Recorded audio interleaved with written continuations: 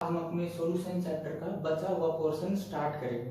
तो देखो last time तक हमने क्या पढ़ लिया था, बेसिक्स पढ़ लिया था, सारी कंसंट्रेशन टर्म पढ़ ली थी, उसके बाद हमने हेनरी लॉ पढ़ लिया था और हेनरी लॉ की एप्लीकेशंस पढ़ ली थी। तो आज हम कहाँ से स्टार्ट करेंगे? आज हमें क्या पढ़ना है? आज हमें कुछ खास नहीं पढ़ना, मेन दो टॉपिक पढ़ने। तो रोल्स लॉ क्या पढ़ना है? Roles law. और दूसरा पढ़ना है कोलिगेटिव प्रॉपर्टी। क्या पढ़ना है? Colligative property. ये दो पढ़ना है। यहाँ से न्यूमेरिकल मैंने सब आपको बता दिया था, आने के चांसेस है 3 नंबर का। तो भाई ध्यान से देखना, ये दो टॉपिक के बाद हमारा ये चैप्टर खत्म हो गया। चलो अब स्टार्ट करते हैं।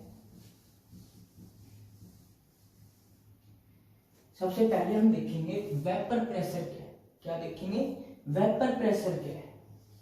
वेपर प्रेशर क्या है? Vapour pressure. वेपर प्रेशर क्या है? वेपर प्रेशर क्या है? Vapour pressure the pressure exerted by the vapors on the surface of the liquid in the equilibrium state। मान लो जैसे ये कोई भी हमारा सॉल्वेंट है, वोलेटाइल सॉल्वेंट, जैसे वाटर है। क्या है? वाटर है। तो क्या होगा? वाटर होगा, कुछ इसके वाटर के वेपर बनेंगे। जो ये वेपर बनेंगे यहाँ पे, जो ये इस सरफेस पे प्रेशर एक्सर्ट करेंगे ना, इसको हम क्या कहेंगे? Vapour pressure. इसको हम क्या कहेंगे? Vapour pressure. तो वेपर प्रेशर क्या है? The pressure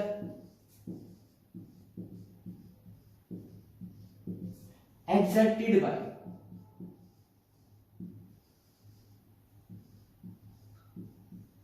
the vapors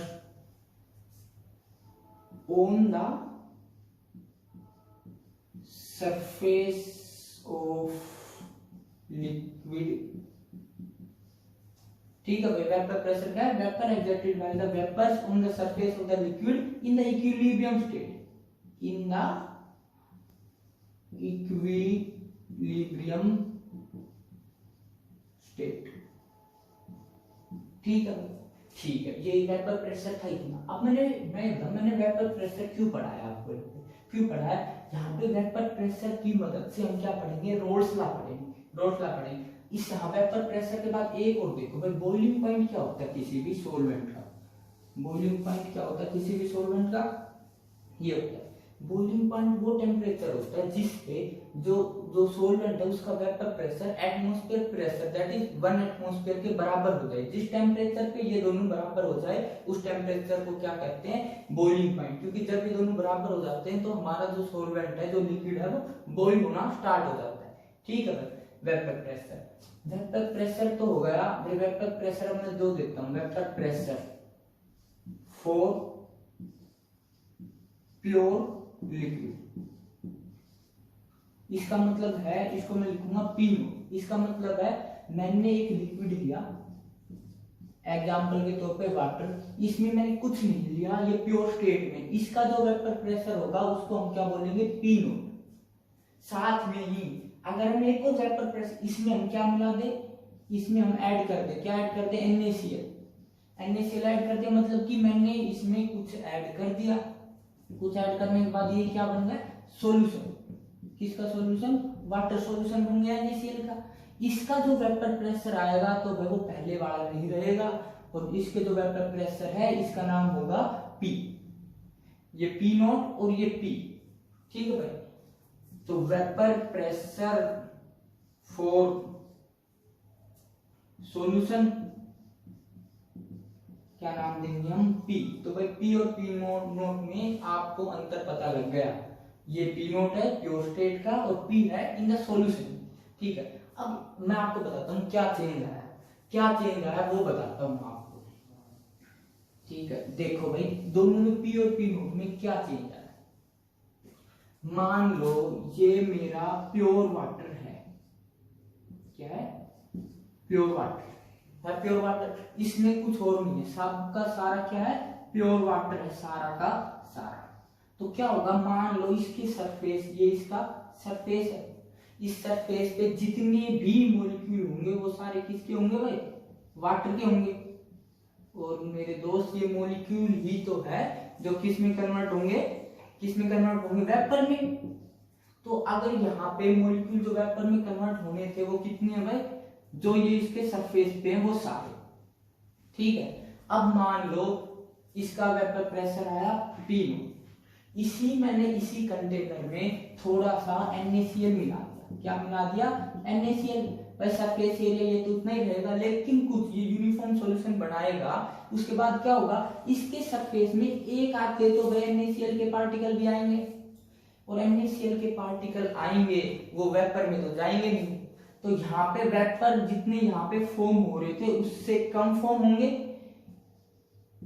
come vapour form होंगे भाई, बिल्कुल कम होंगे, कम वेपर फॉर्म होंगे। तो कम वेपर फॉर्म होंगे तो इसका जो वेपर प्रेशर है P वो भी कम होगा, वेपर प्रेशर भी कम होगा। तो यहां से हमें क्या पता चला, जो प्योर स्टेट का वेपर प्रेशर है वो सॉल्यूशन वाले वेपर प्रेशर से, दैट इज P, उससे ज्यादा होता है, that is P0 is greater than P। ठीक भाई, ये हमें यहाँ से पता लग गया। ठीक है भाई, ये सारी कहानी किसकी थी, वेपर प्रेशर से कैसे क्रिएट होता है, कैसे कैसे ये चेंज हो जाता है। अब हम अपने जो मेन टॉपिक है इसका, जो हमारे सिलेबस का रोल्स लॉ, उस पे पहुंचते हैं, देखो भाई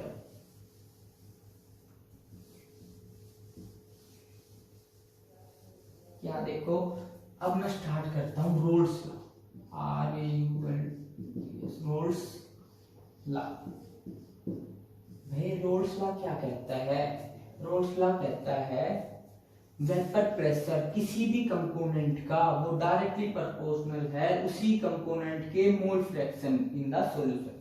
जैसे जैसे जैसे जैसे हमारा ये एक कंटेनर, इसमें एक मिक्सचर है A और B का, ठीक है भाई, कुछ मोल्स A के होंगे, कुछ मोल्स B के होंगे। तो ये कहता है according to the Raoult's law of volatile solution, vapor pressure of each component in the solution is directly proportional to the mole fraction of that component in the solution, that is Pa directly proportional to Xa, same to same Pb directly proportional to Xb। ठीक है भाई, अब हमें देखना है ये proportionality sign हटाना है तो क्या आएगा, कुछ इक्वल टू साइन आएगा, इक्वल टू साइन के साथ क्या आएगा, कांस्टेंट आएगा। तो इस केस में जो कांस्टेंट आएगा वो vapour pressure of pure state, और इसमें भी जो कांस्टेंट आएगा इस कंपोनेंट का vapour pressure in the pure state. आया भाई ये समझ में? देख ये बस रोल्स लॉ क्या कहता है, vapour pressure of each component in the solution is directly proportional to the mole fraction of that component in the solution। ठीक है भाई, ये सब कौन कहता है, रोल्स लॉ कहता है। अब रोल्स लॉ आया समझ में, ये सारा रोल्स था वोलेटाइल सॉल्यूशंस के लिए। अब हम देखते हैं इस टॉपिक के बाद भाई ये काम कहाँ आया, ये टॉपिक ये देखो भाई, एक होता है आइडियल सॉल्यूशन और एक होता है non ideal solution. Ideal solution वो होता है जो हर कंडीशन से रोल्स लॉ को फॉलो करे। क्या करे, रोल्स लॉ को फॉलो करे भाई। तो भाई इससे हमें क्या पता, नॉन आइडियल सॉल्यूशन क्या होगा, जो रोल्स लॉ को फॉलो नहीं करे। ठीक है, तो रोल्स लॉ को फॉलो करेगा तो आइडियल सॉल्यूशन की क्या क्या कंडीशन होगी, डेल्टा H मिक्सिंग बराबर 0। ठीक है, इससे क्या समझते हो भाई, मैंने A लिया, जब उसमें B डाला, मिक्स करने के बाद ना कोई हीट गेन हुई ना हीट रिलीज हुई, इसका मतलब कि डेल्टा H बराबर 0। ठीक है भाई, दूसरी क्या बात, डेल्टा V मिक्सिंग भी 0। इसका क्या मतलब, जो मैंने A की वॉल्यूम ली प्लस B की वॉल्यूम ली, मिक्स करी, जो टोटल वॉल्यूम आई वो ए और बी की टोटल वॉल्यूम के बराबर आई, ना वॉल्यूम घटी ना वॉल्यूम बढ़ी, मतलब उनके बीच में कोई भी इंटरेक्शन नहीं हुआ, उनके बीच में कोई भी इंटरेक्शन नहीं हुआ।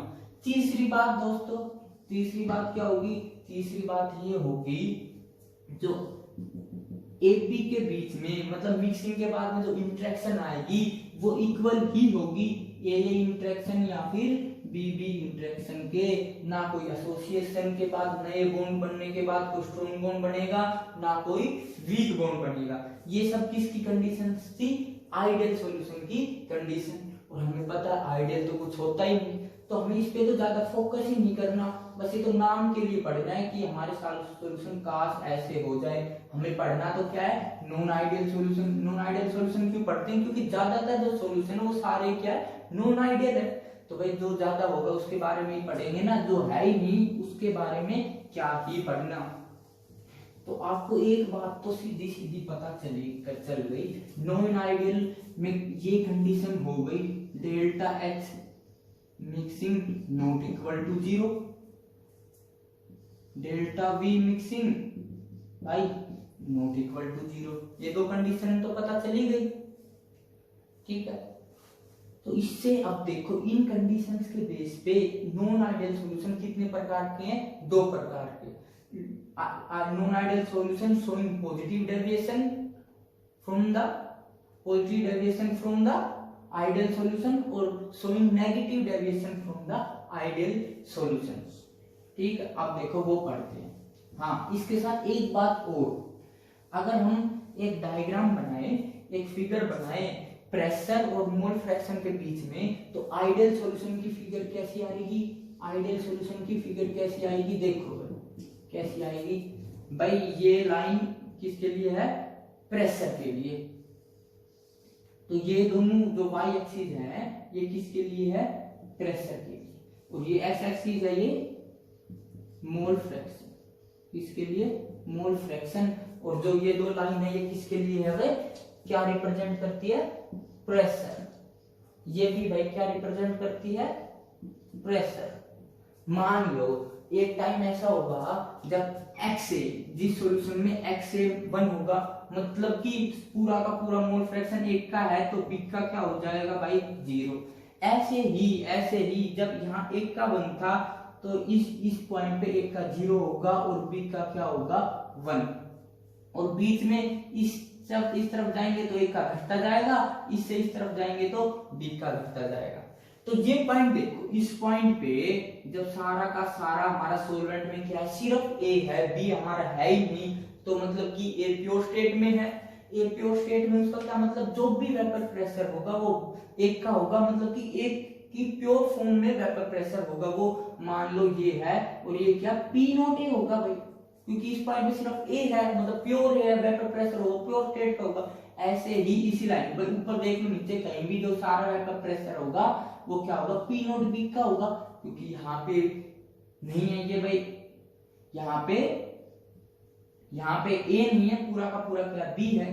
तो अब देखो जब हम ऐसे जाएंगे, जब कैसे जाएंगे, इस तरफ से इस तरफ जाएंगे, A कम होता जाएगा, A कम होता जाएगा, vapour pressure directly proportional to XA है, मतलब मोल फ्रैक्शन ऑफ XA कम, मतलब XA के मोल फ्रैक्शन कम होते जाएंगे तो प्रेशर ऑफ A भी कम होता जाएगा। तो हमारा ये ग्राफ कुछ ऐसा सा आएगा। सेम टू सेम यहाँ से देखो, यहाँ पे मैक्सिमम है, और जैसे जैसे हम सॉल्यूशन में इस तरफ जाते जाएंगे B की अमाउंट कम होती जाएगी, मतलब B का मोल फ्रैक्शन कम होता जाएगा, और B का मोल फ्रैक्शन कम होगा तो उसका पार्शियल वेपर प्रेशर भी क्या होता जाएगा, कम होता जाएगा। तो ये लाइन क्या रिप्रेजेंट करती है, PA, ठीक है भाई।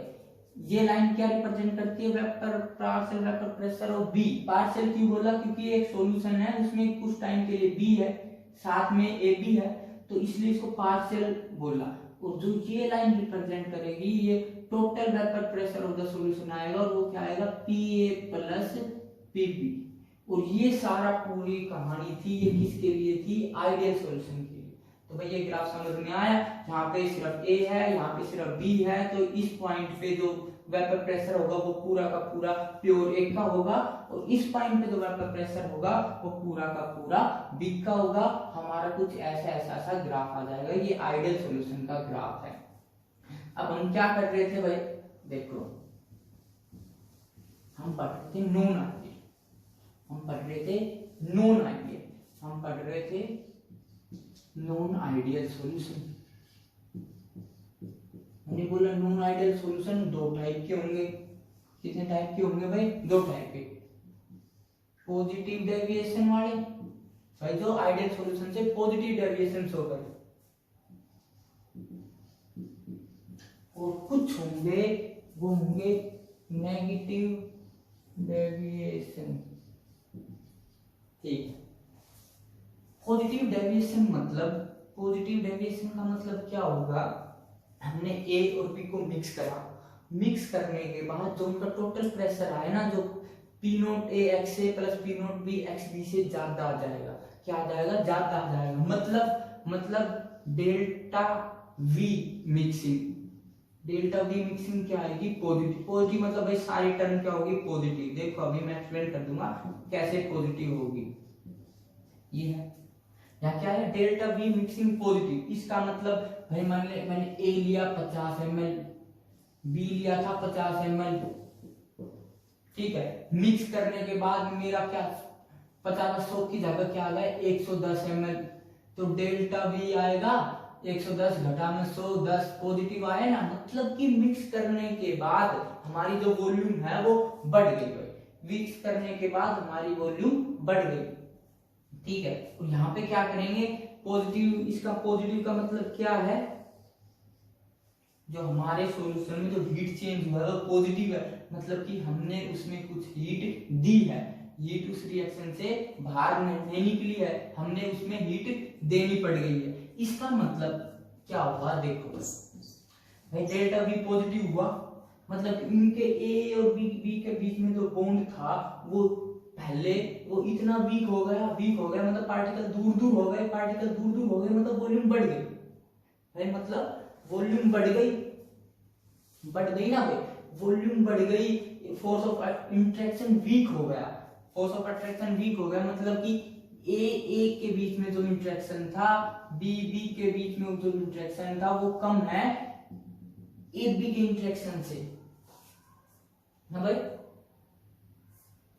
नहीं भाई ऐसे नहीं, कैसे? इंटरेक्शन कम हुई है तो ऐसे, क्योंकि भाई वॉल्यूम बढ़ी है, मतलब कि हमारी जो पार्टिकल दूर दूर गए हैं, दूर दूर कब जाएंगे पार्टिकल? जब इंटरेक्शन कम होगा। इसका मतलब यही है ना, जो सॉल्यूशन है उसका इंटरेक्शन कम है, जब तो दूर दूर गए, जो सोलवेंट है उनका इंटरेक्शन ज्यादा था, ठीक है भाई। जब इंटरेक्शन कम हो गया तो सेम ही टेम्परेचर पे ज्यादा पार्टिकल किस में जाएंगे? वेपर स्टेट में जाएंगे, मतलब वेपर प्रेशर भी इंक्रीज हो गया, मतलब पी था वो ज्यादा होगा पी नोट ए एक्स ए से। भाई ज्यादा क्यों होगा? इंटरेक्शन वीक हो गई, और प्रेशर, वेपर प्रेशर क्या होता है? वेपर स्टेट में जाकर कितना प्रेशर लगा रहा है वो गैसेस फॉर्म में। अब देखो इंटरेक्शन वीक हो गई तो वो जल्दी गैस में कन्वर्ट होगा, वेपर स्टेट में कन्वर्ट होगा, जल्दी ज्यादा वेपर बनेंगे तो इंटरेक्शन भी ज्यादा लगेगी। सेम टू सेम पीपी भी ज्यादा होगा P naught A P naught B X B. आया भाई ये सब समझ में? बस ये पढ़ना था हमने positive deviation. Same to same negative deviation में क्या है भाई? नेगेटिव डेविएशन में क्या है? डेल्टा वी मिक्सिंग नेगेटिव, मतलब कि ए बी को मिक्स किया, मिक्स करने के बाद उनकी वॉल्यूम कम हो गई, मतलब कि उनके बीच में इंटरेक्शन बढ़ गई, क्योंकि पार्टिकल पास आ गए तो इंटरेक्शन बढ़ गई, तभी तो वॉल्यूम कम होगी। और इंटरेक्शन बढ़ गई तो इसका मतलब क्या है? उनका वॉल्यूम पॉइंट बढ़ जाएगा, मतलब कि वेपर प्रेशर कम हो गया भाई। इंटरेक्शन ज्यादा हो गई तो कम लिक्विड वेपर में कन्वर्ट होगा, कम वेपर बनेंगे तो वेपर प्रेशर भी कम होगा, ठीक है ना। तो यहां से एक तो ये कंडीशन, दूसरी डेल्टा एच मिक्सिंग क्या आएगी भाई? ये आएगी नेगेटिव, मतलब कि इसमें हीट इवोल्व हो रही है, भाई बॉन्ड स्ट्रॉन्ग बनने लग गए, तभी तो हीट इवॉल्व हुई ना, कि इसमें हीट इवॉल्व हो रही है क्योंकि इंटरेक्शन बढ़ गया इसलिए। और लास्ट वन, ये तो हमें पता ही चल गया, इंटरेक्शन रिएक्शन के बाद बढ़ गया, मतलब पहले इंटरेक्शन कम था और रिएक्शन के बाद जब एक दूसरे को मिलाया तो इंटरेक्शन बढ़ गया। ठीक है, इंटरेक्शन बढ़ गया, वेपर में कम कन्वर्ट होने लगे, वेपर में कम कन्वर्ट होने लगे तो वेपर प्रेशर कम हुआ, तो वेपर प्रेशर कम हुआ तो पीए क्या आएगा, less than P naught A X A. ऐसे ही भाई पीबी भी क्या आएगा, less than P naught B X B.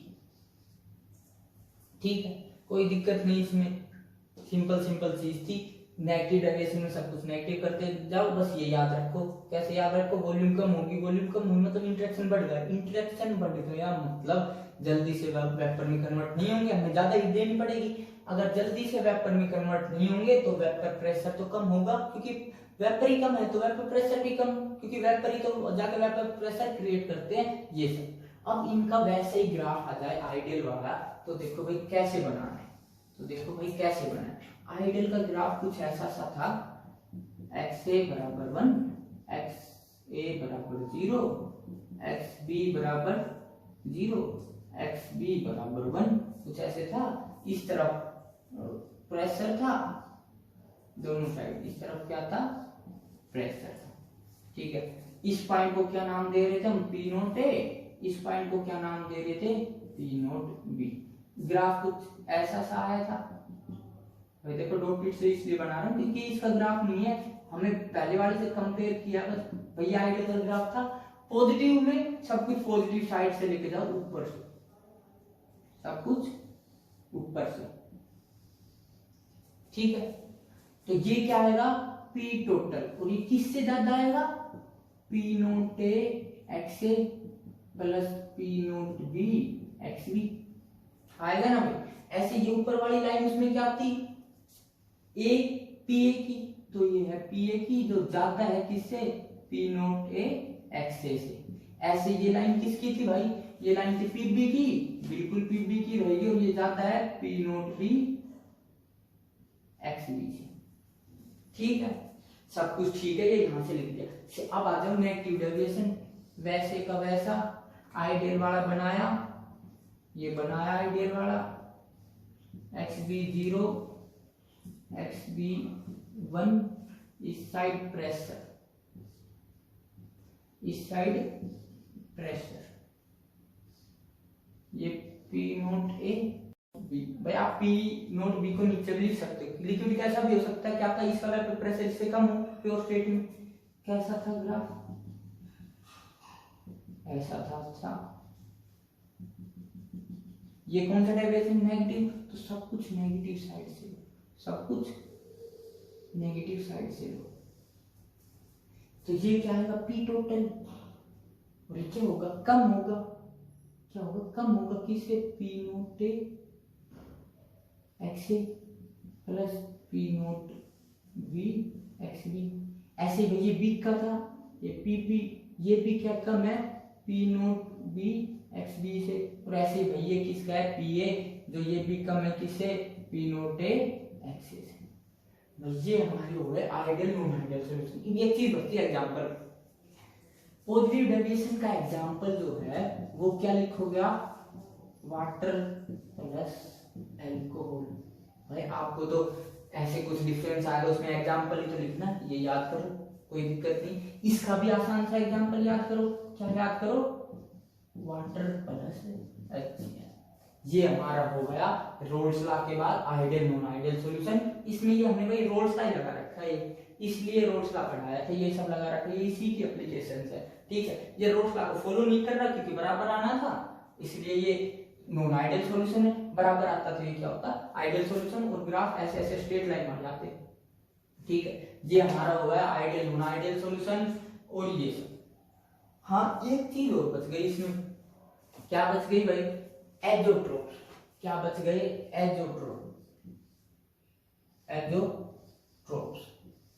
भाई एजोट्रोप्स क्या है, जैसे मैंने दो सॉल्यूशन को मिक्स किया, एक और बी को, दो प्योर सोलेंट, सोलेंट ए सोलेंट बी, इसका मान बॉइलिंग पॉइंट 50 डिग्री सेल्सियस मान लो, इसका क्या भाई 60 डिग्री सेल्सियस। ये मिक्स होने के बाद एक ही सॉल्यूशन की तरह, एक प्योर सॉल्वेंट की तरह बिहेव करने लगे कि भाई ऐसा बन गया प्योर टाइप AB बन गया, और प्योर टाइप AB कैसा बन गया, जो इसका बॉइलिंग पॉइंट है ना वो कांस्टेंट है, बॉइलिंग पॉइंट कांस्टेंट है, मतलब 50-60 या तो ये 45 पे बॉइल हो जाए या फिर 60 से ज्यादा पे बॉइल हो जाए, बॉइल होगा एक फिक्स टेम्परेचर पे, ये नहीं कि 50 से 60 के बीच में बॉइल हो रहा है। ये अगर फिक्स टेम्परेचर पे बॉइल होने लग जाए, इस सॉल्यूशन को जो बना इसको क्या कहते हैं एजोट्रोप्स। एजोट्रोप्स को क्या कहेंगे, डिफाइन करेंगे तो क्या कहेंगे, कांस्टेंट बॉइलिंग मिक्सचर। क्या कहेंगे, constant boiling mixture. Constant boiling mixture मतलब कि एक को और बी को कोई जो अलग अलग सॉल्वेंट थे इनको मिक्स करो, मिक्स करने के बाद जो सॉल्यूशन बना ना उसका बॉइलिंग पॉइंट कांस्टेंट है, ठीक है, उसका बॉइलिंग पॉइंट कांस्टेंट है, ऐसे मिक्सर को क्या कहेंगे एजोट्रोप्स। एजोट्रोप भी दो तरह के हैं, मिनिमम बॉइलिंग एजोट्रोप और maximum boiling azeotrope. Minimum boiling point azeotrope मतलब कि जैसे मैंने ये एग्जांपल लिया था, इसका बॉइलिंग पॉइंट 50 है, इसका 60 है, जो हमारा कांस्टेंट ये बना, अगर इसका बॉइलिंग पॉइंट दोनों से कम आ जाए तो इसको क्या कहेंगे मिनिमम, क्या कहेंगे मिनिमम बॉइलिंग एजोट्रोप्स, ठीक है। और ऐसे ही मान ली इसका बॉइलिंग पॉइंट 65 के करीब आ जाता, मतलब 60 से ज्यादा आ जाता, तो क्या होता, जो हमारा कांस्टेंट बॉइलिंग मिक्सचर बना उसका दोनों से ज्यादा है बॉइलिंग पॉइंट, तो ऐसे सॉल्यूशन को क्या कहेंगे मैक्सिमम बॉइलिंग एजोट्रोप। क्या कहेंगे मैक्सिमम बॉइलिंग एजोट्रोप्स। मिनिमम बॉइलिंग एजोट्रोप का एग्जांपल पॉजिटिव डेविएशन वाले H2O प्लस एल्कोहल, ये किसका एग्जांपल है भाई मिनिमम बॉइलिंग एजोट्रोप, किसका मिनिमम बॉइलिंग एजोट्रोप्स। और भाई मैक्सिमम बॉइलिंग एजोट्रोप मतलब जिसका बॉइलिंग पॉइंट बढ़ जाएगा, क्यों बढ़ जाएगा, क्योंकि उनका वेपर प्रेशर कम होगा, और बॉइलिंग पॉइंट कब होता है जब वेपर प्रेशर किसके बराबर आएगा एटमॉस्फेरिक प्रेशर से। हमें पता है वेपर प्रेशर कम हो गया है, वेपर प्रेशर कम हो गया तो हमें और हीट देनी पड़ेगी इतने वेपर बनाने के लिए कि उनका वेपर प्रेशर एक एटमॉस्फेयर के बराबर हो जाए। तो जो ये एग्जांपल है ये किसका आएगा मैक्सिमम बॉइलिंग एजोट्रोप, मैक्सिमम बॉइलिंग एजोट्रोप, ठीक है। ये हमारा रोल्स लॉ वाला जो वो था पोर्शन वो खत्म हो गया। इसके बाद अपना जो पोर्शन बचा है वो कौन सा बचा है, कौन सा बचा है भाई कोलिगेटिव प्रॉपर्टी। तो भाई रोल्स लॉ का ये सब कहानी थी। रोल्स लॉ में हमें क्या पढ़ा था, पहले तो वेपर प्रेशर पढ़ा था, फिर वेपर प्रेशर ऑफ प्योर, फिर पार्शियल वेपर प्रेशर मतलब कि सॉल्यूशन में जो उसका वेपर प्रेशर आया वो।